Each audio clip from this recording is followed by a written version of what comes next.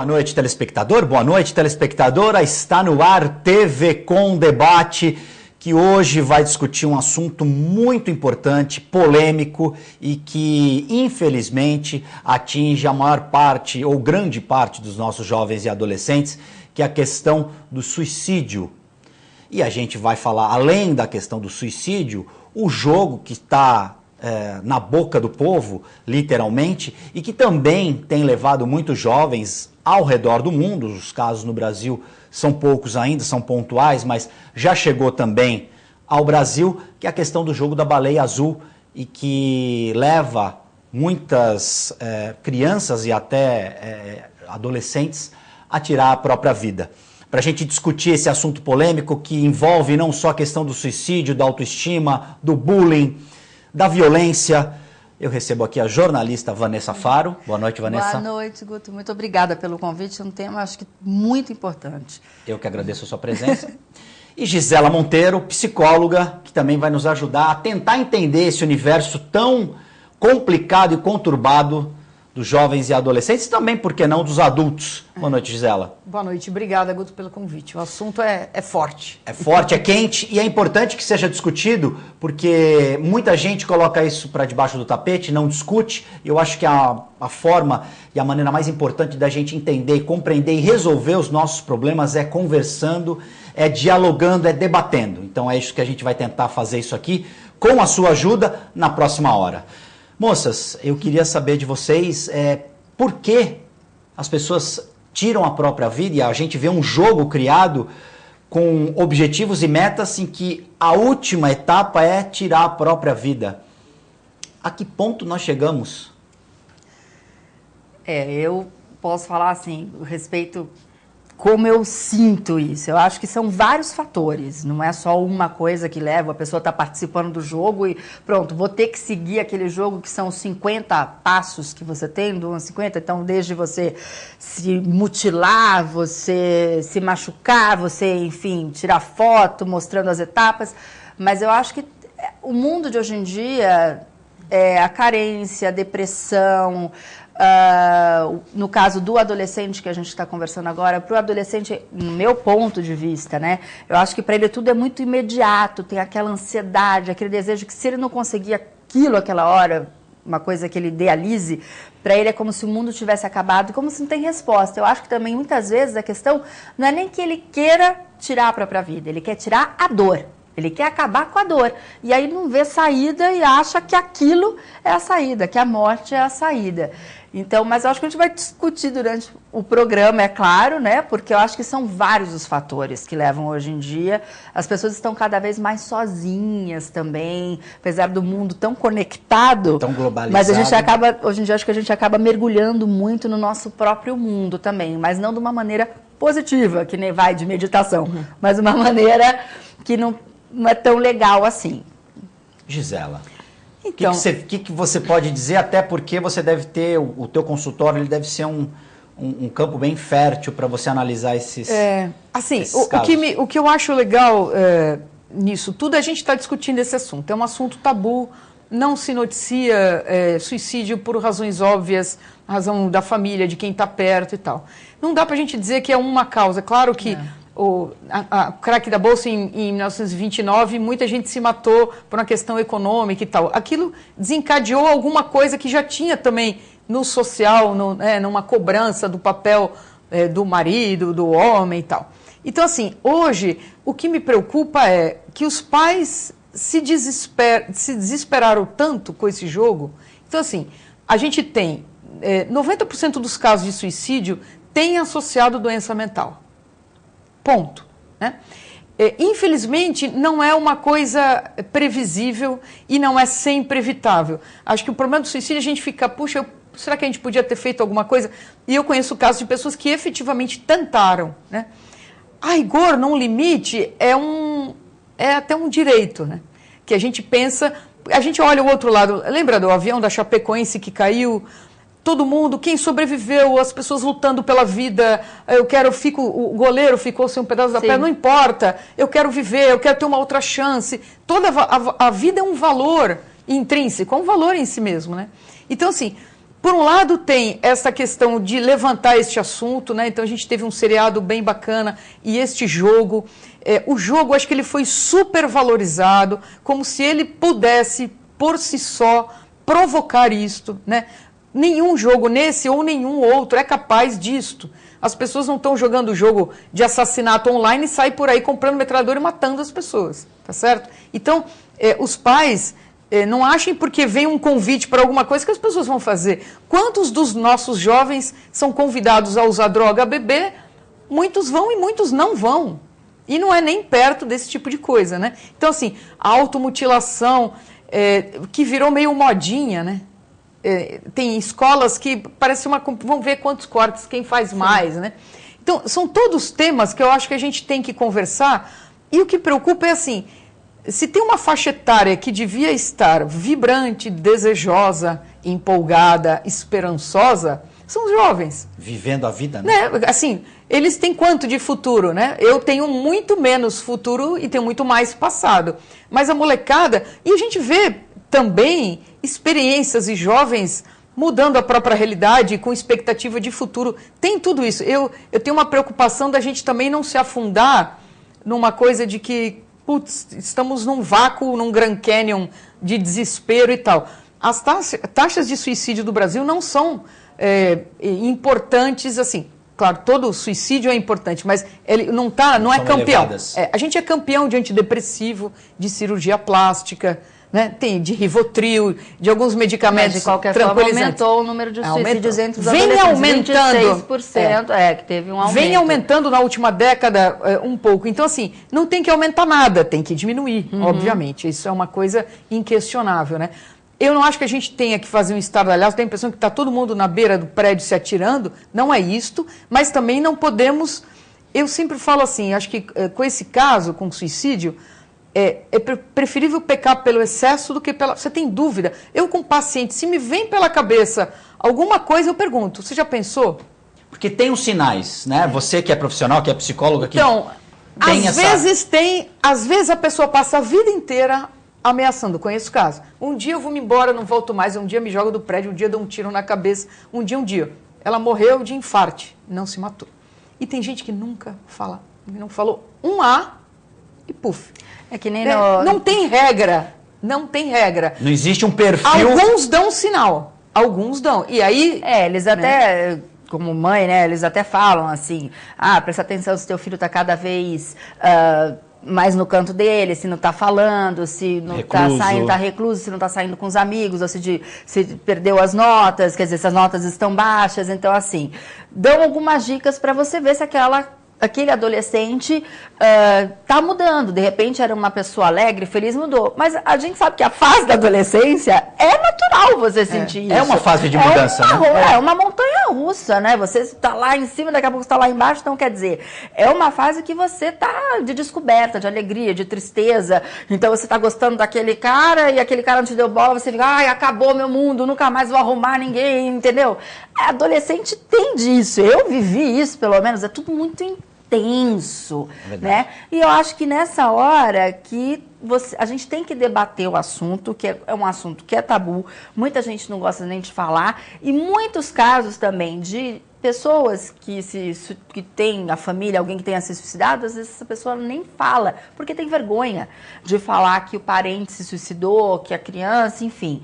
Então, assim, eu acho que é uma realidade que a gente tem que discutir, tem que estar debatendo dentro de casa mesmo. Você tem que conversar com os seus filhos de tudo, né? Eu acho que de tudo. Eu acho que, de repente, o que falta muito hoje em dia é o diálogo. Você estava falando sobre a questão de mostrar, né, os sinais. Tem uma série que fez muito sucesso, está causando também nos Estados Unidos, que é 13 Reasons Why, que é da Netflix, que é até produzida pela Selena Gomez e com a mãe dela. E essa série, em alguns países, ela chegou a ser proibida. Nos Estados Unidos teve um estado que proibiram, porque é baseada num livro, proibiram um livro, proibiram de assistir a série. Então, assim, 7 adolescentes morreram numa cidade dos Estados Unidos, falaram que era por causa, se influenciaram com a série. Então, muita gente critica, falando que eles romantizaram o suicídio, e outras não, que falam que é muito interessante, é um alerta em relação àqueles adolescentes, porque a protagonista, no caso, ela não demonstra para os pais essa vontade de tirar a vida. Nenhum sinal. Com os pais, ela está normal no dia a dia. Então, quer dizer, é muito interessante porque mostram várias, seriam 13 razões por quê, enfim, como se tivesse razão para a pessoa pegar e tirar a vida, mas desde bullying, desde assédio sexual, desde estupro, desde alguma violência física, violência emocional. Então, por que aquela menina cometeu aquilo, entendeu? Porque são 7 fitas, a série, você já sabe no começo que ela se suicida, e ela distribui fitas cassete para as pessoas que seriam essas 13 pessoas responsáveis por ela ter se tirado a própria vida. Mas então, eu acho que o interessante para muita gente, eu assisti com a minha filha tem 22 anos, assisti com ela que me falou da série, e a gente assistia junto e discutia sobre o assunto, que eu acho que é legal isso, porque muito pai proíbe, não vai assistir. Muito lugar proibiu, na Nova Zelândia, por exemplo, que diz que o índice de suicídio entre jovens é alto. Parece que 2 adolescentes por semana se matam na Nova Zelândia. E que foi proibido lá, que estava para menores de 16, aí passou para maiores de 18 e acompanhados de um responsável e tal. Então, assim, eu acho que você não tem que... Aquela história, né, que a gente estava comentando antes. Se você proíbe, aí é que a pessoa fica curiosa. Então, legal, eu acho que ao invés gostoso. de proibir, se a pessoa demonstra interesse, então, ser pai e mãe, assiste do lado. Eu acho que isso é importante. Você está participando daquilo e debatendo o assunto. Essa série tem 2 coisas que me chamaram a atenção. Primeiro, que assim, mostra um baita sofrimento dela. Nossa! Né? Então, assim, quando algumas pessoas falam assim, que eu li também, uma romantização. Não tem romantização nenhuma, tem um sofrimento dela, da escola, dos amigos, da família, do quanto que a escola depois não sabe o que faz com os alunos, querendo ajudar. É uma situação aquela que você não tem o que falar, né? Não, você mas não sabia o que falar. Mas eu entendo da parte da romantização, quando a protagonista, quer dizer, a protagonista, ela se suicida. Então, assim, é como na cabeça do adolescente, de repente vai ser aquela coisa de teatral, glamorização, entendeu? Nossa, Romeu e Julieta. Exatamente, aquela coisa que se torna até bonita. E tirou vai, a própria nesse vida. sentido, Sim, mas eu tô dizendo, mas o que mostra, a série mostra o cotidiano dela, que é horrível. Os fatos aos quais ela atribui, né, o suicídio dela, o porquê, de abusos, de uma série de coisas. E assim, outra coisa é que aparece muito pouco adulto, né? Os pais do Clay, por exemplo, que é um personagem importantíssimo, eu às vezes pensava assim, dá a impressão que é um primo meio distante, que está visitando. A relação dele com os pais era meio formal, eu não sei se você percebeu isso, né? Não tinha uma proximidade. Onde você vai? Eu vou. Ninguém chega, não, você não vai. Você vai sair aonde? Não, agora é hora de jantar. Assim, não tem uma relação de pais vivos, presentes, interessados no filho. É um distanciamento. E a molecada, todos os jovens, todos que aparecem, não aparece muito a família. A família, eu digo, quando eu chamo de família, não, se a gente pensar no papai, mamãe e filhinhos, família Doriana não existe. O dever da família, o papel da família é cuidar do desenvolvimento dos menores, né? Físico, social, econômico, da saúde, da segurança, do abrigo, da educação, da carinho, do afeto. Né? Então, alguém que mostre o caminho. Pode ser avô, avó, tio, padrasto, não importa. Os responsáveis. Os responsáveis, os tutores responsáveis por aqueles jovens menores. Aparece muito pouco no seriado, né? E é interessante que o livro é de 2009.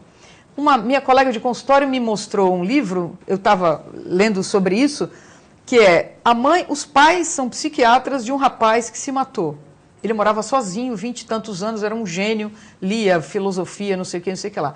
Ele um dia se matou, se enforcou. Ela achou um diário dele. E aí ela publicou o diário e fez um comentário. Você imagina uma mãe de um filho que se mata e que é psiquiatra. Nossa. E aí ela faz o diário dizendo que ela achou que ela tinha dever de publicar para mostrar assim, como algo que pudesse ajudar. E tem uma bibliografia no final. Um dos livros da bibliografia é este, né? Os 13 Porquês. Ele foi traduzido no Brasil em 2009. Então, claro, tem licença, né, poética de transformar numa série e tal. Mas para mim, o valor de falar disso é muito maior. Sim.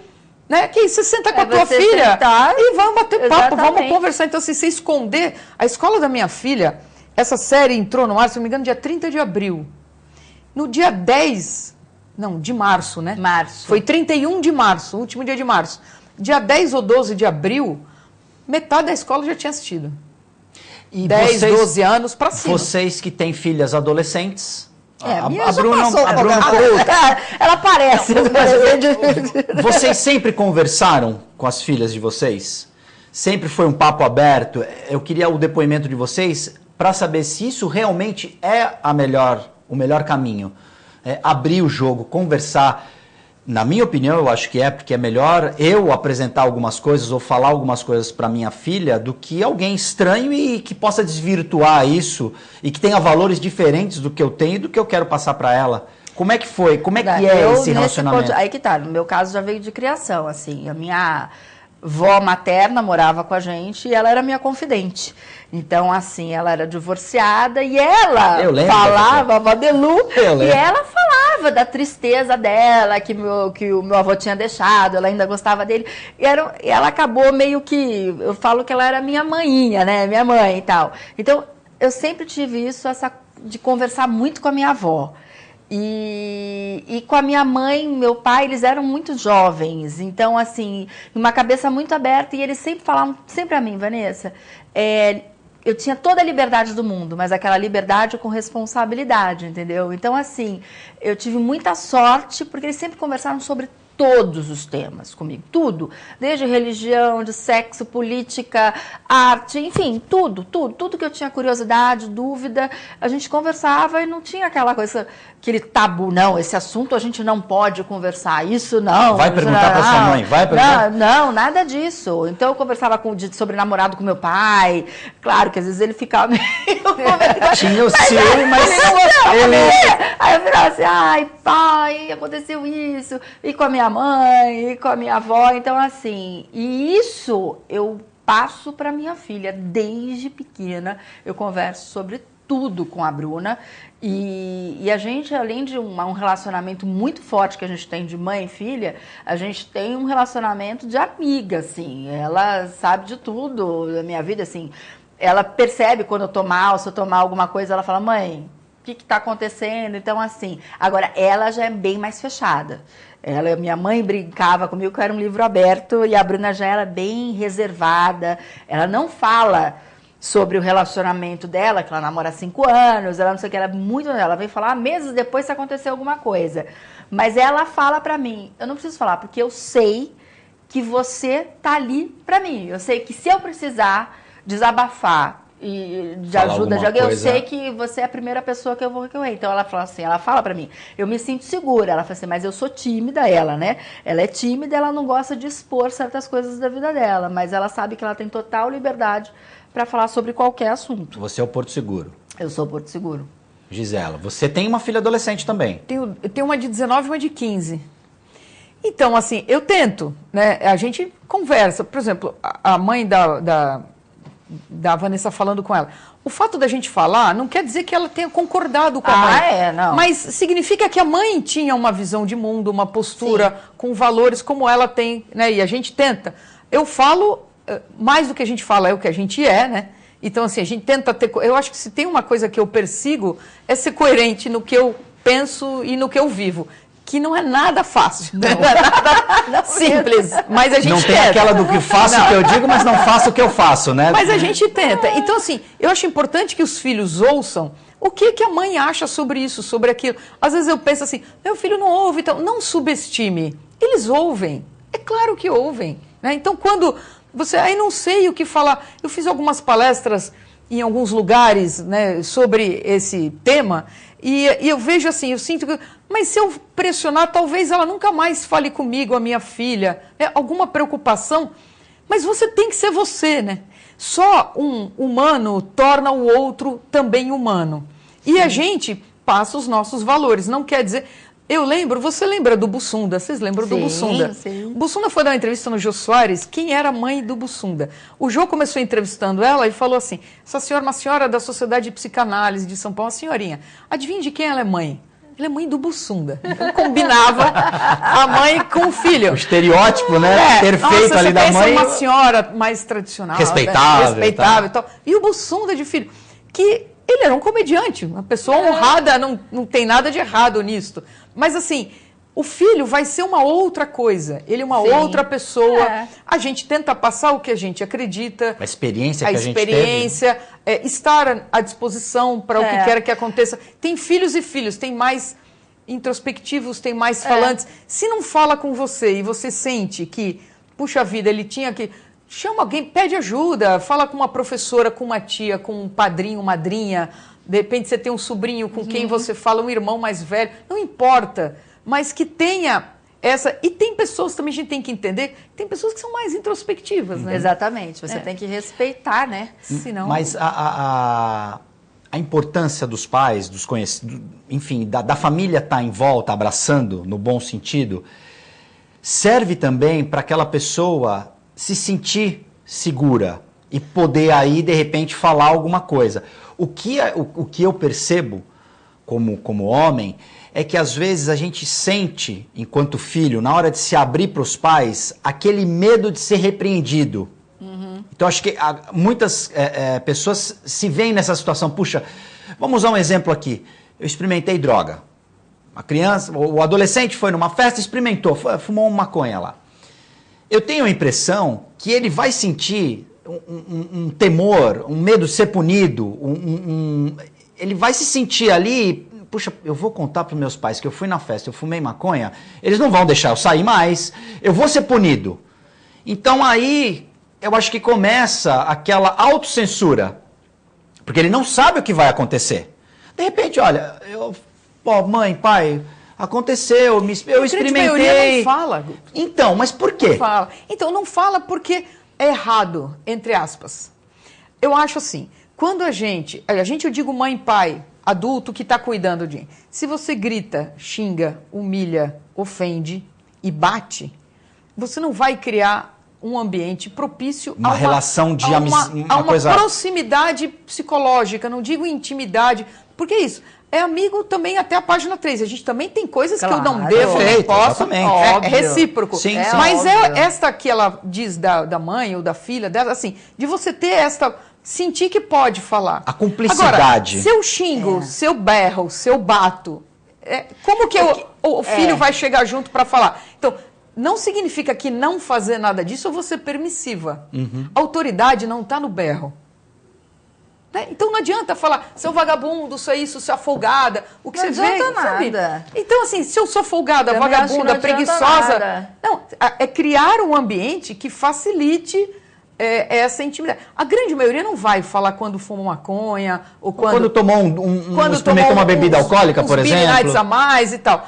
Se você tem essa preocupação, dá uns perdidos, vai buscar no meio da noite, ou ver o que aconteceu. Vamos usar um outro exemplo. A mãe que é mãe, a mãe é igual, né? Só muda o nome e o endereço. Já dando aquela vasculhada na roupa para colocar a roupa para lavar. Não, pais. Dando aquela vasculhada na roupa lá para botar para lavar, encontrou lá um cigarrinho de maconha.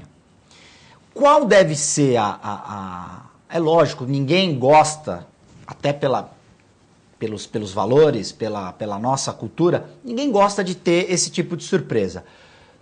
Eu acho que isso é um começo para a gente ter uma relação fragmentada ou manter uma relação legal de pai e filho. Ou de mãe, enfim. Qual deve ser essa reação? É lógico que a gente vai ficar indignado, a gente vai ficar triste, enfim, onde foi que eu errei, etc. Na opinião de vocês, a gente vai entrar no break, mas podemos começar, depois a gente completa. Como que deve ser essa reação? Tem que chegar a chamar o filho, dar aquela descompostura, ou... Filho, filha, você experimentou? Por quê? Perguntar, ou esperar? Qual deve ser a reação? Eu acho que aí é muito pessoal. No meu caso, eu conversaria. Eu acho que ter a surpresa ia chamar e conversar. Olha, achei, vi... Por que disso? O que você sentiu? Enfim, eu acho que você foi buscar no meu caso, eu sempre procurei o diálogo. Até para minha filha, eu sempre falei para ela desde pequenininha, assim, fez coisa errada? Me fala. Prefiro que você fale, Você me conte do que eu saber por uma outra pessoa e não minta. Não Então, minta assim, pra mim, né? que eu falava pra ela assim, se você mentir, eu descobri que você mentiu, aí o castigo vai ser complicado. Então, ela foi criada dessa maneira. Pelo menos eu consegui criar a Bruna dessa maneira. Então, assim, fazia alguma coisa que ela, né, que eu achava que eu falava que, isso não era nada legal, não sei o que. Aí, depois do tempo, ela vinha, falava e a gente conversava. Porque eu falava pra ela, porque... se eu descobrir que você mentiu, eu vou ficar muito brava. Quando eu fico brava, eu fico muito brava. Então, assim... aí é de cada um, né? Eu acho que é de como você foi criado. Pelo menos eu sempre procurei o diálogo. Gisela. Então, eu também acho isso. Se você achou uma coisa no bolso, não finja que não achou. Né? Então, Não faça vista grossa, nada aconteceu. Então vou fazer uma armadilha, vou criar uma situação, vou jogar verde para ver se... Eu sou favorável à objetividade, clareza. Não quer dizer... Então, assim, também temos que ser objetivo. Encontrar um negócio de maconha... Você já andou pela praia? Eu quero falar, é uma coisa cada vez mais assim, comum na nossa... estranho seria, de certa forma, né? você pensar assim, não é o fim do mundo. Não, aliás, o mundo caminha para a liberação. Sim. Né? A questão é, você comprou, você usou, está usando, como qualquer coisa, né? Que significado tem aquilo naquele dia? Você está usando todo dia, não está usando? Por quê? Porque a bebida, a maconha, de certa forma, é uma automedicação. Né? Para que se fuma? Tem um efeito. Né, de alteração. Por que a molecada... A minha grande preocupação hoje chama-se álcool. Não é maconha. Os remédios álcool. sintéticos também, né? Porque a molecada bebe muito. Bebe até toda semana. Bebe eu até acho cair. que aí entra Toda uma coisa semana. interessante. No caso da droga, da maconha, a minha preocupação, em primeiro lugar, seria... onde você conseguiu isso? Quem te apresentou, né? Você né? foi até o local? Você teve contato com o traficante? Quer dizer, então assim, isso me assustaria mais. Porque a gente vê hoje o álcool, que é uma coisa que é liberado. Você tem em supermercado, você tem em padaria, você tem em tudo quanto é lugar. Cada vez tem um maior número de meninas, de meninos... álcool é uma coisa que é bem vista, quer dizer, aceita na sociedade, que é uma coisa que é um charme. E se você vai numa festa, já passei por isso... e eu falo, não, eu não quero beber, como não? Já, até já uma te olha, coisa, não é?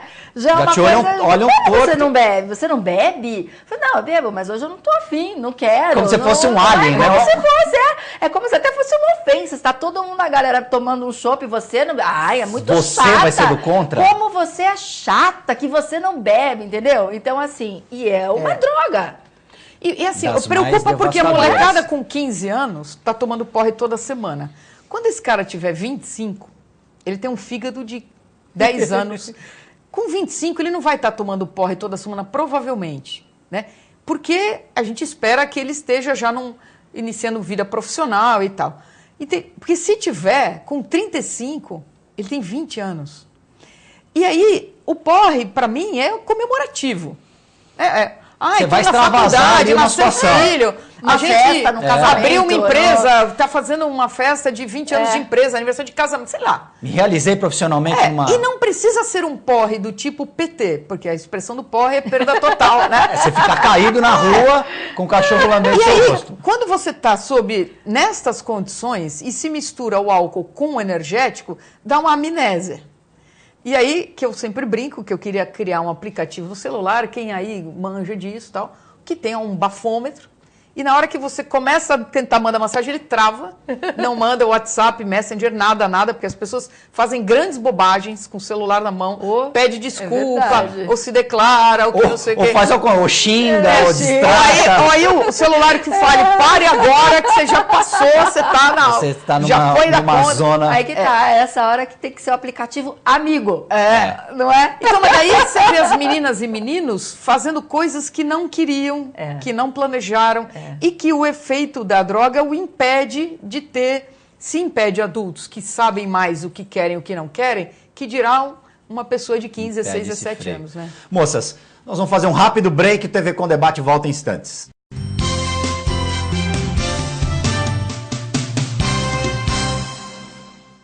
A Clínica Multiimagem é especializada em exames de radiologia e diagnóstico por imagem, investindo continuamente em tecnologia e trazendo constantes inovações para proporcionar à comunidade médica e seus pacientes diagnósticos ainda mais precisos. Sua nova e moderna estrutura, aliada à tecnologia de ponta, juntamente com o corpo clínico especializado, tornam a clínica Multimagem um dos centros de diagnósticos por imagem mais avançado do estado de São Paulo. Entre em contato pelo telefone 3202-1250.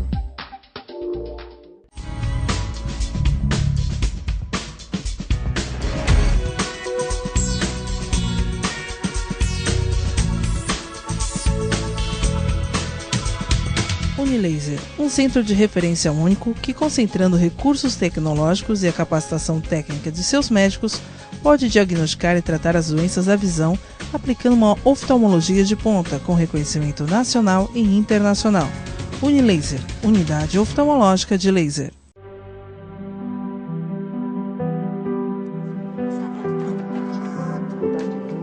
Fizemos uma nova programação que agrada a todo mundo. Mais de 240 horas de animações, ficção, séries, documentários. Um conteúdo inteiramente criado e produzido por grandes talentos de todo o país. Porque como brasileiro, você merece uma TV assim. Audiovisual brasileiro. Assista, recomende, dá orgulho de ver. A melhor programação, RVD. Mande a sua mensagem para o nosso WhatsApp 13 997 72 8946. Peça sua música, mande seu recado e concorra a muitos prêmios. Rádio RVD, música e esporte para você.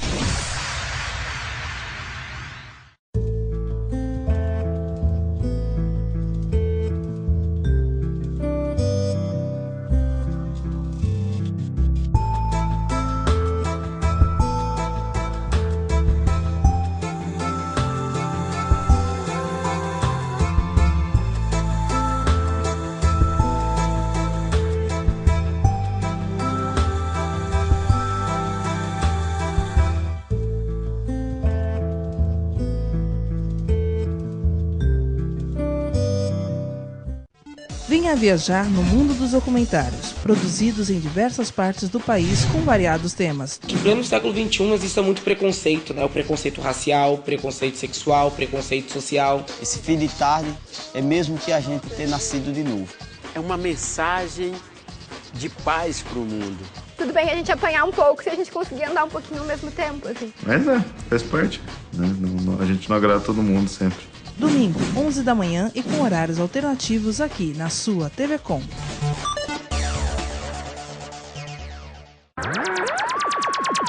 Diariamente na nossa programação você confere o TV Com Clipes. Dos grandes clássicos aos atuais. Então fique ligado no TV Com Clipes.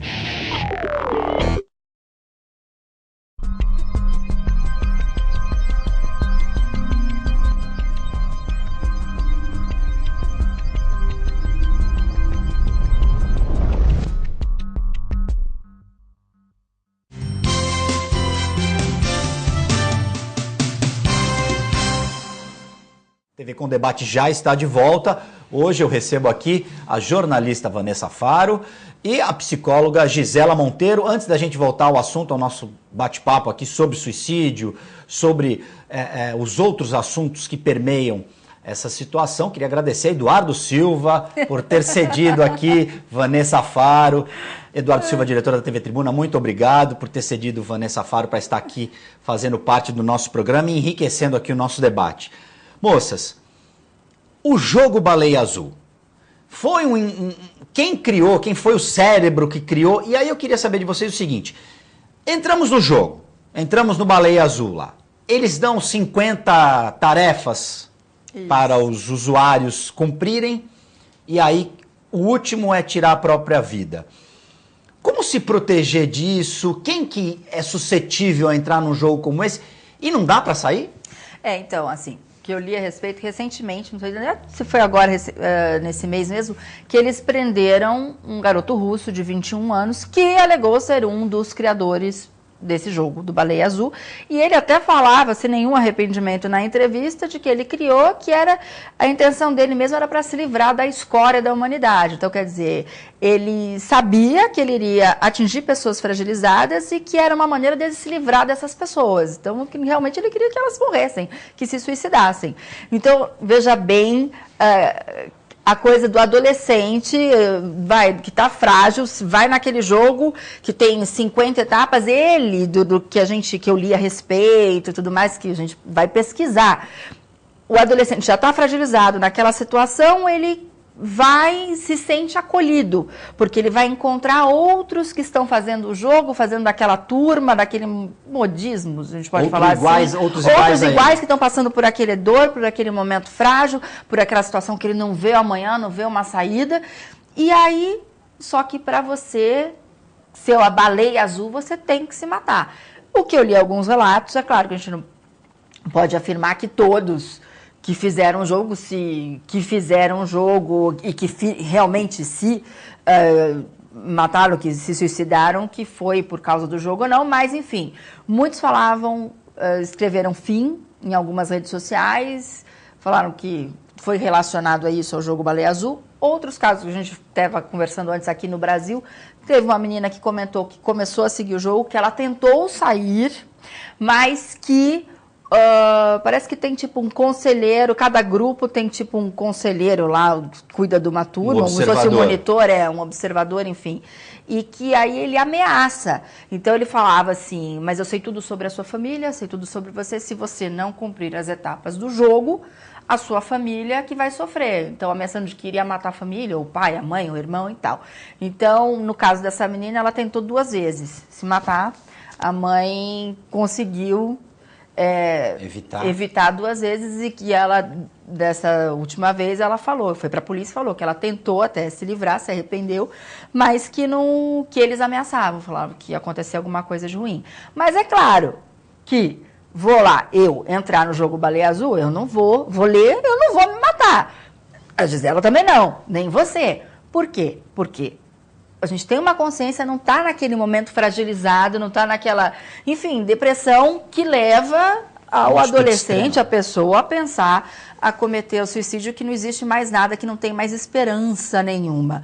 Então, é claro que quem vai seguir o jogo, que a primeira, que nem a Gisela estava comentando, vou abrir, isso é que besteira, que coisa, né? Eu acho que são várias reações. E aí acabou pegando naquela questão daquela pessoa fragilizada, que está passando por um momento de depressão, ou que tem problema de síndrome do pânico, de depressão, ou um problema psicológico, tem que ter uma questão química, um tratamento, enfim, e ela acaba se levando e entrando nessa história da baleia azul. Mas são vários os fatores. Eu acho que assim, eu fiz intercâmbio quando eu era adolescente, morei nos Estados Unidos, com 17, e a gente estudou no Universitas, e eu me formei lá, com 18 anos. Lá eu entrei em depressão profunda. E, inclusive, na época só tinha FS, hoje tem várias. É verdade, FS. E eu era a única estrangeira da minha escola, uma cidade minúscula chamada Middlefield, que fica a 1 hora de Cleveland, em Ohio, um frio do cão. Norte lá dos Estados Unidos, né? Na região dos Grandes Lagos. Cheguei a pegar menos 30, você não sai de casa, você fica trancado em casa. Então, isso que eu estava conversando antes no primeiro bloco, o inverno mexe com a gente, pelo menos a gente que vem de um país tropical, do calor, de sair. Isso mexeu comigo, porque a minha vida era o quê? Era escola e ficar em casa estudando. Porque eu sou teimosa pacas, eu falei, eu vou levar um diploma para o Brasil, porque eu não queria voltar e ter que me formar de novo. Então eu falei assim, eu vou fazer as duas coisas. Então eu fui para estudar. Então eu ficava estudando o tempo inteiro, que nem uma louca. Então, assim, eu entrei numa depressão profunda. Não tinha internet, não tinha celular, era telefone de discar, e no domingo ainda para falar com a minha mãe e com meu pai, porque era mais barato, porque a ligação era muito cara. Então, assim, isolada num lugar que era de campo e que tinha muito da religião Amish, parece da tinha muito Amish lá. Não tinha na escola, mas é uma região de Amish. Então, você estava andando na rua, passava um carro, daqui a pouco passava uma carroça com os Amish e não sei o quê. Então, assim, e eu era um ET, né? Porque eu era brasileira. Primeiro, sociedade super fechada, né? Super fechada, não achavam que eu era brasileira. Eu falei, não, você não é brasileira. Era um ET, sofri bullying, que agora é moda bullying, na época não tinha esse nome, sofri bullying, mesmo por ser estrangeira. Por ser estrangeira não, porque na época tinha o programa 60 Minutes, e passou no domingo, o raio do programa, eu não sabia, passou o programa falando sobre mulheres que sofriam violência doméstica no Brasil. E o programa de 60 minutos foi sobre isso, mulheres que eram violentadas pelos próprios maridos, ou que aquele caso de queimar a cara da mulher e não sei o quê. Quando eu cheguei, gente, é coisa de filme, mas é verdade, eu passei por isso. Eu cheguei no dia seguinte na escola americana, é como vocês veem em seriado, é igualzinho o grupo do nerd, o grupo do futebol americano, é igual. Tinha um grupo das mães grávidas, tinha das meninas grávidas, é igual. Aí quando eu entrei no corredor, né, eu lá andando, gente, eu não esqueço a sensação. Sabe quando você vai andando num corredor e aí os caras da escola, que eram meus amigos, começando a... Tá sentindo saudade de casa? Aí eu, sem entender nada, porque eu sou meio desligada, né? Você tá sentindo saudade de casa? Eu, tô. Se quiser eu te dou uma palmada, eu te dou uma surra. Aí um fala, teu pai bate na tua mãe? E aí começou esse Mas a escola me xingando. E eu sem entender por quê. Aí uma amiga minha, que é minha amiga até hoje, a Valerie, falou assim, Vanessa, no meio do período escolar, um desgraçado, só falando assim, gente, no professor de história americana, que era do último ano, sabia que eu era a única brasileira lá. Ele passou o documentário para todas as classes, menos para minha classe, para minha aula, no caso, e não me chamou para poder debater, para poder conversar. Guta, eu tinha aula de teatro, eu fiz teatro. Eu me lembro que eu entrei na sala de teatro, era maior aqui do que o estúdio. Quando eu fechei a porta, os homens fizeram um círculo em volta de mim. Começaram a me xingar de tudo quanto era nome, falando que iam me bater, as meninas não fazendo nada, eu tive que fugir. E o professor? Eu fugi, o professor nem aí, eu fugi, eu me escondi na sala de música, embaixo de um monte de cadeira, só um garoto veio, me estendeu a mão, não me lembro o nome dele até hoje, o Sam, ele falou, Vanessa, nós somos os idiotas, ele falando aquela coisa, pedindo desculpas em nome de toda a escola. E aquilo passou batido na escola, gente, coisa mais normal do mundo. Então, assim, eu entendo a cabeça da cultura do americano que está lá, que eu entrei numa depressão profunda, chamaram os meus pais, que eles ficaram preocupados que eu cometesse algum suicídio realmente, que eu fizesse alguma coisa, e chamaram os meus pais para irem me buscar para me levar de volta para o Brasil. Então chamaram Marcílio e Maria Faro, não chamaram os pais americanos. Eles foram, meus pais foram me buscar. Porque eu entrei numa depressão que eu só chorava, eu não fazia mais nada. E aí, no caso, cada um tem a sua válvula de escape. Na época, meu pai tinha um amigo que era kardecista, isso aí, gente, qualquer religião. Eu não tenho uma religião fixa, eu sou cristã, católica, kardecista. Acredita numa força positiva maior. Exatamente. E foi isso que me deu força. Eu busquei uma força maior. Eu pedi um livro de Allan Kardec e eu comecei a ler aquilo. E aquilo que eu queria entender, mas por que está acontecendo isso comigo? Por quê? Então aquilo foi que eu me apeguei. Minha mãe e meu pai foram me buscar e falaram assim, a gente vai te levar embora. Porque a minha mãe americana, que é um doce, ela vai fazer 90 anos agora, em maio. Ela já era muito mais velha, gente. Então, e eu morava sozinha com ela. Ela trabalhava o dia inteiro. Então eu ficava sozinha em casa. Imagina, num lugar que eu mal falava inglês, não conhecia ninguém, era um ovo. Neve. Você estava suscetível a qualquer tipo... Então, os caras invadirem a casa. A preocupação foi essa. Aí o que fizeram? Aí entra, por isso que eu falo desse tema, que eu até entendo, que eles achavam que a psicóloga da escola, que eu comecei a conversar num grupo de psicologia da escola, lá tem uma coisa legal, que é um trabalho, geralmente as escolas têm, que é de apoio. Então, o que aconteceu, gente? O que eu fazia? Eu comecei a frequentar esse grupo, comecei a botar para fora como eu me sentia, e eu fiz o dia, toda vez que tinha reunião, fazer o abraço brasileiro, porque eles não se tocam, você tem eles têm uma certa distância. Aí eu dava abraço. O número de adolescentes, colegas meus, que choravam quando eu abraçava, que dava o carinho, que falava assim, gente, meu pai não me dá isso. Eu não tenho isso em casa. Eu não tenho isso em casa. Então, de repente, eu comecei a me sentir útil. Eu comecei a sentir que eu estava ajudando outras pessoas. E aí mudou. Entendeu? Eu falei para minha mãe foi me buscar, eu falei assim, eu não vou voltar. Eu tenho uma missão para cumprir aqui, eu vou ficar até o final, eu vou voltar com esse diploma. Você começou a entender a questão da causa e efeito? Eu comecei a questão da causa e efeito, e eu fiquei até o final e eu trouxe o diploma. E isso mudou a minha vida.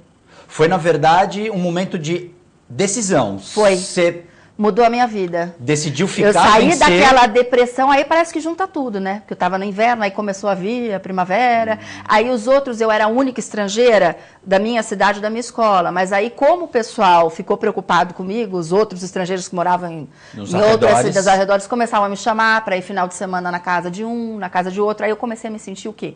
Acolhida. Que eu sentia falta do nosso calor humano, do nosso contato. Então, eu passei por isso. Entendeu? Assim, de uma depressão profunda e hoje em dia eu não tenho vergonha de falar. Em 2007 eu apresentei um quadro de síndrome de pânico. Então, logo que eu descobri que a minha mãe estava doente, veio falecer de câncer, então até hoje eu tomo medicamento de síndrome do pânico, eu sei que para mim é necessário. É uma questão química do meu organismo. Então, assim, eu fico vendo essa série, 13 Reasons Why, o Jogo da Baleia Azul, eu me vejo de vez em quando naquele momento nos Estados Unidos que eu vi, era uma escuridão de alma, de pessoa, você não via nada ao teu redor. Eu falei assim, gente, eu tô aqui sozinha. Que você volta um pouco, volta um pouco para aquela volto um pouco para aqueles momentos. Claro, não cheguei a pensar em matar não, mas houve essa preocupação dos psicólogos que estavam ali, tanto que quiseram que eu voltasse para o Brasil, não voltei, mas assim, mas aí que tá, cada um tem uma válvula. Eu tive o carinho de algumas pessoas que eu achei que não fosse ter, então eu tive o apoio, meus pais foram lá, mas olha, a gente está aqui presente, a gente veio do Brasil, a gente está aqui, se você quiser, a gente está, então quer dizer, eu me senti, e eu sabia que eu sempre fui muito amada. É engraçado, eu sempre fui muito amada, muito, muito, muito amada pelos meus pais. Isso eu nunca tive nenhuma dúvida, sempre foi assim, ó, o amor maior, mas quando bate a depressão, você não tem uma explicação, uma coisa que você não sabe por quê, uma tristeza tão grande, tão profunda. Você não sabe nem de onde vem. Não sabe de onde vem. Então, às vezes, eu acho que, de repente, esse jovem que recorre a esse jogo aí, Baleia Azul, ou tenta o suicídio, às vezes é uma tristeza tão grande, é uma dor tão grande, tão absurda, ele mergulha nele e não consegue ver nada ao redor.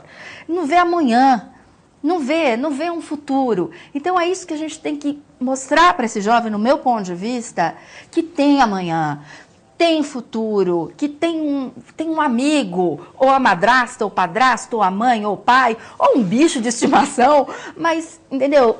Tem que ter alguém do lado para ele poder desabafar, ele se sentir amado. Eu acho que falta muito amor hoje em dia. Engraçado, eu era muito amada, sabia que era muito amada, minha mãe americana, adoro, ela se preocupava comigo, mas não sei, é uma explicação que você se sentia ali. Guto, eu posso falar, vou parecer muito metida agora falando, mas o Universas, eu era popular, vamos dizer assim. Sim. Não era? Sim. Era. Então, aí você chega numa cidade que você não é ninguém. Completamente o oposto, né? Eu não era ninguém, então assim, era ralé, entendeu? Então assim, foi uma experiência de vida que eu acho que o que me fez vencer hoje foi, de repente, essa experiência de vida que eu tive quando eu era adolescente. Te deixou mais forte. Mais forte. Gisela. Então, eu acho que esse jogo da Baleia Azul, assim, a gente tem páginas no Face, por exemplo, ou blogs sobre anorexia, bulimia, suicídio e tal. Então, uma coisa é a gente ter a prova de que isso existiu. E é claro que o que tem lido é que ele atingiu quem foi buscar essas páginas. Já tem uma discussão se se deveriam tirar do ar essas páginas, né, que incentivam suicídio e tal. Se o cara quer, de fato, o que eu acho que faz a diferença um jogo desse ele organiza a prática, entende? Se eu estou numa situação como a Vanessa descreveu agora, me sentindo mal, ela não teve ideação suicida, podia ter tido, e de repente entra numa comunidade, na época não tinha internet, mas vai se encontra um grupo de alunos ao redor que organiza, olha, a gente tem uma prática, a gente liga o carro, ou faz não sei o quê, ou toma tal coisa. O jogo, ou qualquer página desse tipo, eu não queria só falar do jogo, mas ele organiza isso. Então, olha, com etapas como se você fosse se encorajando aos poucos para finalmente praticar, né? Eu ainda fico com a minha interrogação sobre isso. Mas o que importa não é o jogo em si mesmo, é a gente estar vendo essa situação que acontece. Quer dizer, você ter alguma... Porque se o cara quer mesmo, ele não tem a baleia azul, ele vai ter o Fusca vermelho, ou sei lá, qualquer outra coisa que vai ajudá-lo a concretizar um desejo. Entende? Por exemplo, uma roleta russa. Igual, eu tenho um grupo de roleta russa. Todo dia nós vamos... Seria um paralelo desse jogo. A gente tem uma outra característica que é o seguinte... A depressão, um jeito de definir bem genericamente, a depressão trata-se de uma incapacidade de agir, né? É uma paralisação. Não dá vontade de fazer nada, você não tem estímulo para nada, vontade para nada. Mental e física, né? Em todos os você sentidos. Você quer dormir o dia inteiro. Claro que tem um espectro, assim, desde pessoas que nem tomam banho, não saem da cama, até gente que faz um monte de coisa para não pensar. Se ocupa. Então, assim, é uma incapacidade de mudar a própria vida, né? Tanto que os suicídios acontecem mais feriados e domingos, né? Que é aquele momento que você está em casa... a musiquinha do Fantástico eu antes. Ia falar amanhã é segunda-feira de novo, o que eu vou fazer? Eu vou ter que voltar para aquele lugar. Então, assim, esse processo, né, de você se sentir deste jeito, se a pessoa quer de fato, ela vai tentar... Ela vai buscar aquilo de alguma forma. Ela vai buscar aquilo de alguma forma, né? Você então... não acha, José, que às vezes também a pessoa, no caso, quem pensa e tal, às vezes é um pedido de socorro, de ajuda. Às vezes ela não quer mais se matar, ela quer chamar atenção. As mulheres tentam mais 3 vezes do que os homens. Raramente um homem tenta se matar e não consegue. Ele escolhe um jeito, um tiro, tal, que vai finalizar a coisa. Eu estava falando porque o antidepressivo, ele te tira... Às vezes, pacientes precisa tomar medicação para poder ir no consultório e você poder trabalhar. Então, ele te tira desta incapacidade de se movimentar. Ele tira a tua cabeça de fora d'água. Então, para adolescentes não se deve dar, porque se tem ideação suicida, ele pode concretizar. Ele vai ter a coragem de fazer. Então, se você olhar a bula de antidepressivo, tem lá uma recomendação para adolescentes e tal. Então, a adolescência ele é um período crítico. Essa característica da impulsividade, então, às vezes não é uma coisa assim, eu pensei a vida inteira. Não, me veio na cabeça. Surgiu uma oportunidade, ele faz. Né? Então, tem de tudo. De tudo. Tanto que às vezes a gente tem um termo, você tá louco? De fazer o que você fez? E depois, puxa, é mesmo, né? Você vai pular ali. Pulou. Pulou numa cachoeira. Pô, mas você tá louco? Você não sabia que você, de repente, podia bater com a cabeça na pedra lá embaixo? Ou nem pensei nisso. Eu fui acho no... que é meio indestrutível, né? A gente não vai acha acontecer nada que a gente é de aço, né? Que é da adolescência, exatamente. O cara vai a 200 por hora, fura todos os faróis vermelhos, contando que não vem ninguém na transversal, não né? deixa de ser uma tentativa de suicídio, porque você sabe, que você comentou, a Gisela comentou sobre isso. Só velho que morre, né? Eu sou jovem, não morre. Estamos chegando, infelizmente, na parte final do programa. Moças, os responsáveis, a família, ainda são as pessoas mais indicadas a detectarem esse tipo de problema nos jovens?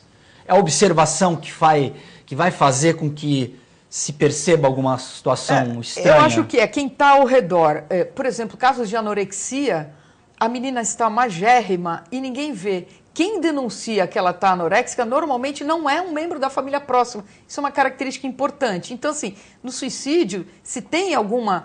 O que você... Teu filho... a Vanessa, quando descreveu muito bem assim, é uma instabilidade. Mas você tem um certo padrão do teu filho. Né? Então, assim, eu acho que a escola é uma coisa inquestionável. Tem que estudar e ir bem na escola e ponto. Não precisa tirar 10, mas tem que ser aprovado, não é para ficar em recuperação e ponto. Né? Aí, come mal, dorme mal...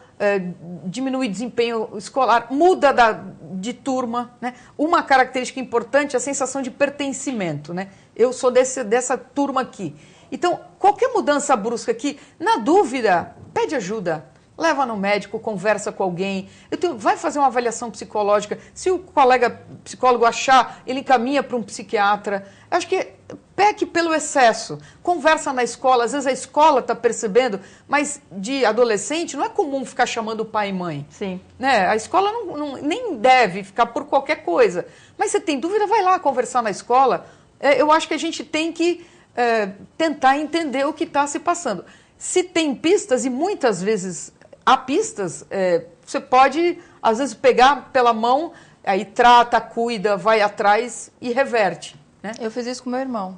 Eu tenho um irmão 20 anos mais novo do que eu, que ficou como filho, Lucas, e ele entrou num período de depressão, e eu, por ter passado, eu vi... Você percebeu? Eu percebi que ele estava mal, e aí eu falei assim, Lucas, você tem que... Vamos conversar, vamos tratar. Levei no psicólogo, psiquiatra, mas ele foi reticente, não queria tomar medicamento e tudo mais e tal. Mas aí ele melhorou, ele descobriu no esporte o remédio dele. Então, ele é uma pessoa que ele tem que praticar esporte todo dia, que quando ele pratica esporte, ele está bem, ele está feliz. Então, eu reconheci isso no meu irmão e é você não ter vergonha. Todo mundo está sujeito a isso. Então, você vê que a pessoa não está legal, ou um amigo teu, você estender a mão, você tem que conversar em casa. Eu acho que você tem que pegar, conversar com teu filho, conversar com a tua filha, ou está vendo teu primo, enfim... não pode ter vergonha, não pode ser um tema, ai, tá com depressão, ai, tá... Não, você tem que trazer para perto de você e tem que conversar. Eu acho que, para mim, no ponto de vista, é a melhor maneira. Às vezes, o adolescente não vai querer escutar o pai e a mãe, né? Tem disso, né? Mas uma vez minha mãe fez isso com meu irmão, inclusive, que era outro caso. O que ela fez? A gente sempre teve muito próximos amigos do Lucas em casa, as minhas amigas sempre eram muito próximas da minha mãe. Então, o que ela fazia? Às vezes ela conversava com aquele amigo dele, fez um papo fazia ali. o papinho ali, e eles adoravam, minha mãe e tudo mais. E até hoje eu tenho amigos do meu irmão, que, ai, minha irmãzinha, que lembra, e às vezes eu converso com ela, pô... Aí eles vêm conversar, eu acho que o Lucas não tá legal, não sei o que, aí, entendeu? Tem aquela coisa, assim, de você, de repente, você encontra uma outra pessoa ali que pode ajudar aquele teu parente. Observação, né? É uma sintonia fina com a... olhar ao redor e também tirar da cabeça, olha, isso só acontece com os outros. Não, agora todo mundo. Os meus, na minha família, não, isso jamais, eu não vou nem me preocupar com isso. Mas é aí que a gente falha, né? Interesse-se pelo seu filho. E não é que nem a gente fala assim, você pode falar 20 vezes por dia, eu te amo, eu te amo, eu te amo, eu te amo. E ser oco, né? Uhum. Então, não é você ficar dizendo, você se sentir amado, né? Então, que você se interesse pelo que ele está fazendo, pelo que está acontecendo, porque o filho percebe isso, né? Claro. O aluno percebe, né? Se o professor está interessado, né? É verdade. Moças, infelizmente queria agradecer demais, Vanessa Faro, muito obrigado. Gisela Monteiro, muito obrigado. Vamos voltar nesses temas que eu acho que são importantes mais vezes. Obrigado a você, telespectador, pela audiência. A gente espera ter nessa hora ajudado um pouco a esse tortuoso caminho ser percorrido com um pouco mais de paz. Observe seu filho, observe sua filha, converse, abra o jogo, é o melhor caminho. TV Com Debate fica por aqui, nós voltamos na próxima edição.